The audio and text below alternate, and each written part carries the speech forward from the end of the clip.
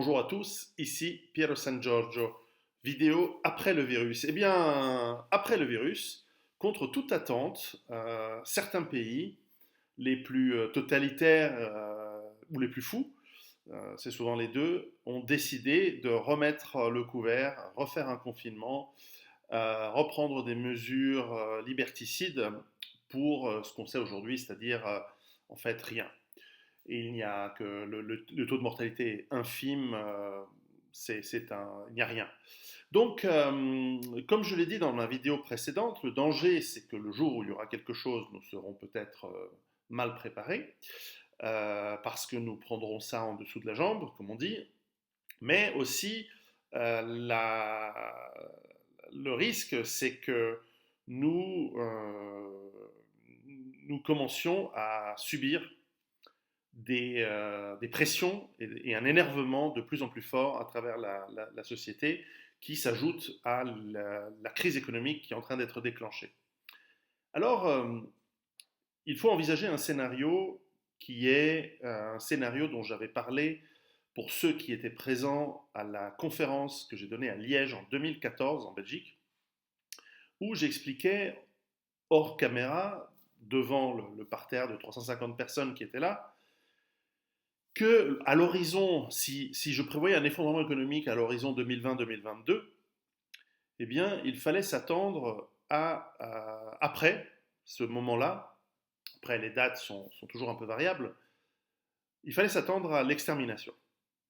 Alors je pèse mes mots, c'est un mot énorme, mais en fait, quand on regarde depuis quelques décennies, il y a une volonté déjà de génocide culturel, de génocide physique de populations vivant dans des pays occidentaux, par la destruction de leur culture, par le remplacement physique, biologique de la population avec des populations peut-être qui sont considérées plus faciles à contrôler.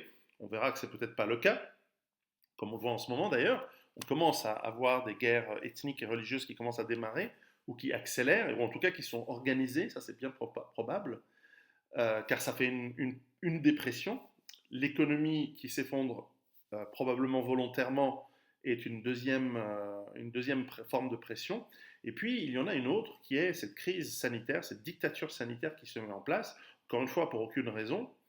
Et après avoir fait peur aux gens pendant presque une année maintenant, eh bien, il est bien possible que dans certains pays, on mette en place des systèmes en fait soi-disant pour le bien de la population, de vaccination obligatoire. Il y a des rumeurs qui circulent de plus en plus dans ce sens, avec des camps pour les récalcitrants et une vaccination par des vaccins pardon, qui sont peut-être dangereux parce qu'on ne sait pas ce qu'ils font, on ne sait pas quels sont leurs effets, et puis avec la conséquence que seulement les personnes vaccinées pourront continuer à travailler, se déplacer, etc. Donc vraiment, la disparition de toutes les libertés, qui, je vous le rappelle, sont des libertés naturelles, ne sont pas des droits, ce sont des libertés à laquelle on ne, qui sont inaliénables. Je veux dire, personnellement, je préfère mourir, et c'est probablement ce qui arrive si ce sera le cas, que de refuser, enfin de renoncer à ma libre circulation, à ma libre expression, et il faudra se battre à ce moment-là, mais c'est un autre sujet. En revanche, cette idée d'extermination, elle pourrait être basée sur une hypothèse, l'hypothèse suivante. En fait, quand je parlais d'extermination il y a quelques années, donc en 2014, en 2006, il y a 6 ans, je me disais, les élites vont se rendre compte qu'elles n'ont plus besoin de la plupart de la population, puisqu'elles peuvent fabriquer par robotisation, automatisation, la plupart des produits et des biens dont ils ont besoin. En plus, cette population, elle consomme malgré tout des ressources, elle voyage, elle mange, donc ces ressources nécessitent d'être transportées, d'être produites avant ça, et tout ça, ça consomme des ressources qui sont de plus en plus rares, de plus en plus finies, et les élites savent bien que si 1 milliard de gens mangent des produits qui ont nécessité du pétrole pour être fabriqués et transportés, c'est du pétrole en moins pour eux, pour pouvoir aller dans le monde et garder un mode de vie extrêmement luxueux. Donc la population va devenir de plus en plus une nuisance pour les maîtres du monde, si on veut. et donc il faut l'éliminer. Et je me creusais la tête en me disant, mais comment éliminer les gens? Parce qu'y aller avec les forces armées, il y a le risque que les forces armées se retournent contre vous. Y aller avec un virus, c'est prendre le risque de se le choper aussi. Et puis en fait, je n'avais pas pensé, à l'évidence, c'est de faire un faux virus qui ne tue personne, ou très très peu, ou de créer la psychose sur rien, sur un truc saisonnier comme une grippe, etc. Et ensuite forcer une vaccination, et c'est le remède qui tuera à court terme, à plus ou moins long terme, ou alors statistiquement un certain nombre de personnes.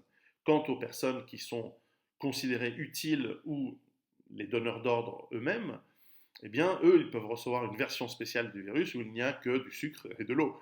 Et le tampon, ils l'ont quand même, alors que les manants, la plupart de la population, elle, reçoit un vaccin qui, lui, n'est pas rempli que d'eau, mais contient éventuellement des puces de traçage, mais aussi peut-être des éléments stérilisants ou, si on veut faire beaucoup plus court terme, qui vous provoque un cancer ou une maladie sur 2-3 mois. Alors je n'ai aucune preuve de ce que je raconte là. Ce sont des hypothèses, ce sont juste des scénarios, on va dire, de science-fiction.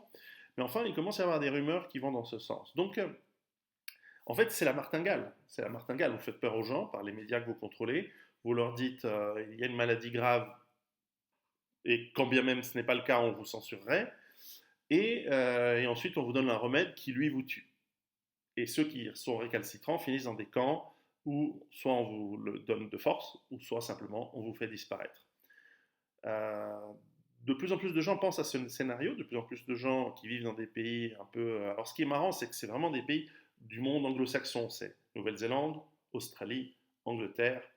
Aux États-Unis, ça se débat, Canada, mais ce n'est pas l'Afrique, ce n'est pas ailleurs. Alors il y a des rumeurs comme quoi en Chine, là, il y a beaucoup de vaccinations en ce moment. Ça m'étonnerait que le gouvernement chinois aujourd'hui ait envie d'exterminer sa population. Il en a besoin pour l'instant. Et puis, mais ça peut être des vaccins totalement inoffensifs. Ça peut être des vaccins qui n'ont aucun effet pour montrer aux médias que l'on fait une campagne de vaccination et pour inciter cette même vaccination dans d'autres régions du monde. Il faut se méfier un petit peu des ramifications et de ce qu'on sont capables de faire ces élites. Donc, soyez très méfiants. Il y a aujourd'hui, par exemple, des gens qui ont annoncé, comme par exemple le youtubeur Aldostérone, qui quitte l'Angleterre en urgence pour éviter de se retrouver, il le préparait depuis quelques temps, nous l'avait dit. Je crois que nous devons être très méfiants et faire valoir et faire exprimer notre mécontentement et menacer, je pense que le terme est important, menacer les autorités en disant nos libertés sont non négociables, notre intégrité physique est non négociable. Si vous, sous quelque prétexte que ce soit, on peut accepter un confinement, on peut accepter des mesures de distanciation sociale, on peut accepter des systèmes de protection pendant un temps donné pour jouer le jeu dans certains cas. Nous avons joué le jeu, les populations ont joué le jeu, bien qu'aujourd'hui on se rend compte qu'il n'y avait rien en fait. Mais ça, on peut encore l'accepter, mais nous vacciner de force, nous mettre dans des camps, ceci provoquera une réaction que vous, gouvernement, et vous, élite, parce qu'on vous connaît, on sait où vous êtes, on connaît vos noms, on connaît vos adresses, que à ce moment-là, vous allez regretter. Nous serons à ce moment-là en légitime défense, et je vous laisse constater ce que signifie la légitime défense dans le code des lois. Et puis de toute façon, il y a des lois bien au-dessus du code des lois. Ce sont les lois naturelles, ou pour ceux qui sont croyants, les lois divines.